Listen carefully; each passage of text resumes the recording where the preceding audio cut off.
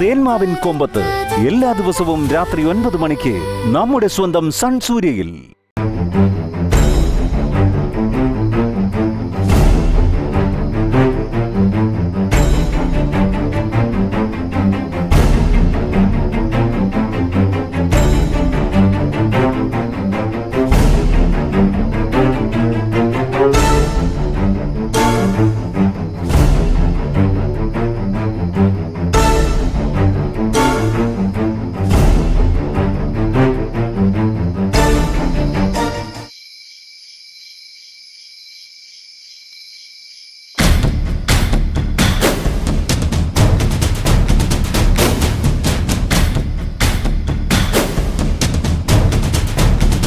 അവളെ ഏത് മാളത്ത് പോയി ഒളിച്ചാലും വിനയനൊന്ന് ഇറങ്ങി പുറപ്പെട്ടാ കണ്ടുപിടിക്കാനൊക്കെ പറ്റും. ഞാൻ വേണ്ടാന്ന് വെച്ചിട്ടാ.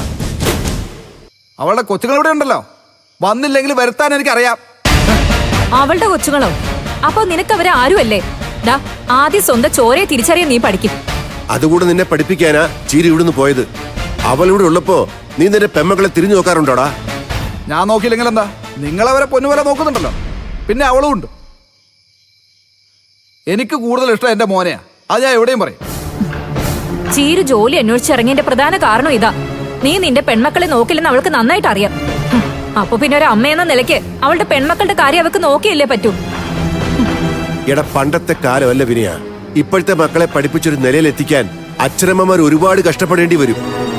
നമ്മുടെ കുട്ടികളും മറ്റുള്ള കുട്ടികളെ പോലെ അന്തസ്സായി വളരണമെന്ന് ഏതൊരമ്മയ്ക്കും ആഗ്രഹം കാണില്ലേ? ഇത് ആഗ്രഹമല്ല, ദുരാഗ്രഹമാണ്, ദുരാഗ്രഹം.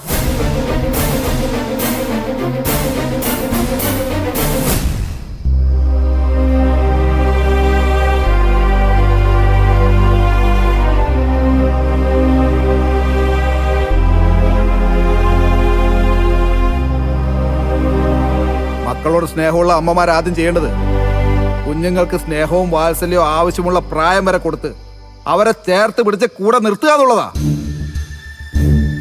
മക്കളൊന്ന് ചിറകുമുളച്ച് വന്നതിന് ശേഷമല്ലേ ഈ ഭാവിയും വിദ്യാഭ്യാസവും ഒക്കെ. അതൊക്കെ അതിന്റെ സമയമാകുമ്പോൾ വന്നുള്ളത് വിചാരിക്കണം.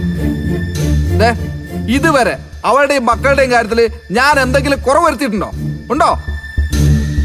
അതൊക്കെ ശരിയാ. അവരെ നീ നോക്കിയില്ല എന്നൊന്നും ഞങ്ങൾ പറയില്ല. പക്ഷേ അതിനുവേണ്ടി സ്വന്തം കിടപ്പാടം പണയം വെച്ചു എന്നുള്ളത് അതൊരു വലിയ കുറവല്ലേ വിനിയ?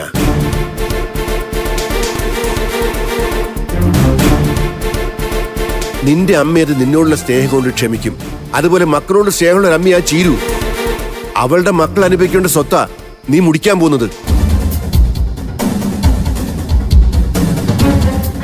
ആര് മുടിപ്പിക്കുന്ന മാമനെ പറയുന്നത്? ലോകത്ത് ആദ്യമായിട്ടാണോ ഒരാൾ പണയം വെച്ചിട്ട് ബിസിനസ് തുടങ്ങുന്നത്? എനിക്ക് ബിസിനസ് തുടങ്ങാനാ ഞാനത് പണയം വെച്ചത്. ആ ബിസിനസ് കൊണ്ട് തന്നെ ഞാനത് തിരിച്ചു പിടിക്കുകയും ചെയ്യും. ആ വിശ്വാസം എനിക്കുണ്ട്. അത് മതി. എങ്കിൽ നീ അത് ചെയ്ത് കാണിക്കടാ. പോയവരൊക്കെ അപ്പൊ തിരിച്ചു വരും. നിന്റെ മിടുക്ക് നീ ഇനി അങ്ങനെയാ കാണിക്കേണ്ടത്. അത് തന്നെയാ അമ്മേ എന്റെ തീരുമാനം. എനിക്കറിയാവുന്നൊരു ജോലിയുണ്ട്. കയ്യും മെയ്യും മറന്ന് ഞാൻ അതിലോട്ട് ഇറങ്ങാൻ പോവാ. ഇതിനെ പോലെ വിനയം മുടിഞ്ഞു പോകുമെന്നുള്ള മുൻധാരണയില് എന്നെ കൈവിട്ട് കളയാതെ എന്റെ വിജയത്തിന് വേണ്ടി നിങ്ങളെങ്കിലും ഒന്ന് പ്രാർത്ഥിക്കും. എന്റെ ശക്തിയിനി നിങ്ങളാ, നിങ്ങൾ മാത്രം. ആ നിങ്ങളും കൂടി എന്നെ കൈവിട്ടാ പിന്നെ ഞാനില്ല. അതോർത്തോ അമ്മയും മാമനും. എടാ,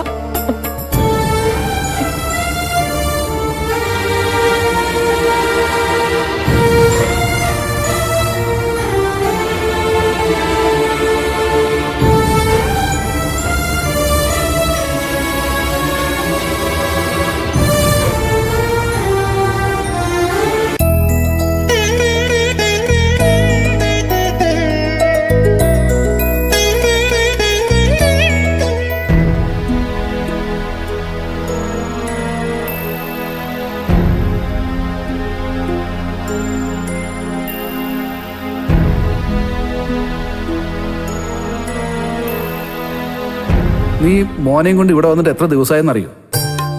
ഇപ്പോഴും ഓരോ കാര്യങ്ങൾ പറഞ്ഞ് നീ മക്കളോടൊപ്പാ കിടക്കുന്നത്. എനിക്കതിൽ പരാതിയൊന്നും ഇല്ല കേട്ടോ. കുറച്ച് സമയം ഇതുപോലെ എനിക്ക് വേണ്ടി ചെലവഴിച്ചാൽ മതി.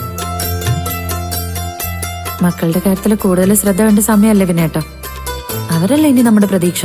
നിനക്ക് മക്കളോടുള്ള കരുതലും ഇഷ്ടമൊക്കെ ഞാൻ മനസ്സിലാക്കുന്നു. എനിക്കും അങ്ങനെയൊക്കെ ചിന്തിക്കാനുള്ള മനസ്സിപ്പോ ഉണ്ട്.